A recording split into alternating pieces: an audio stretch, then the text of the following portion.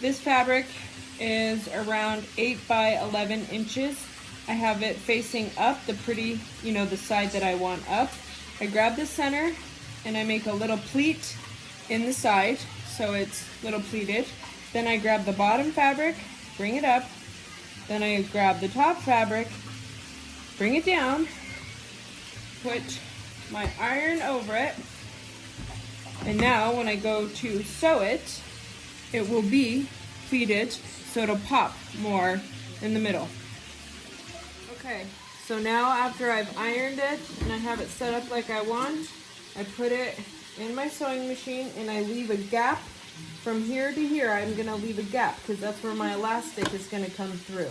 So I start sewing it, I reverse it, then I go forward with it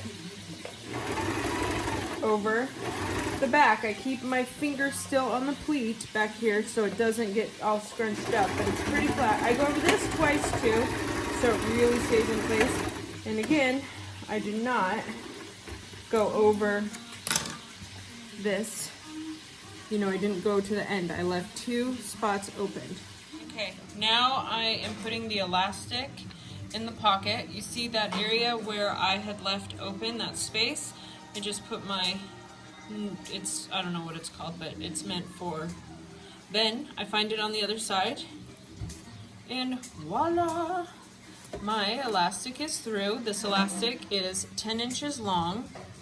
Then I'm just going to tie it on the inside because this gives the ability to adjust the ears. Then I poke with my fingers the holes that I want the string to come out of, like such.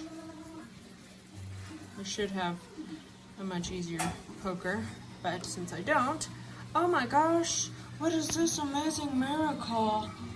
Ooh. Okay.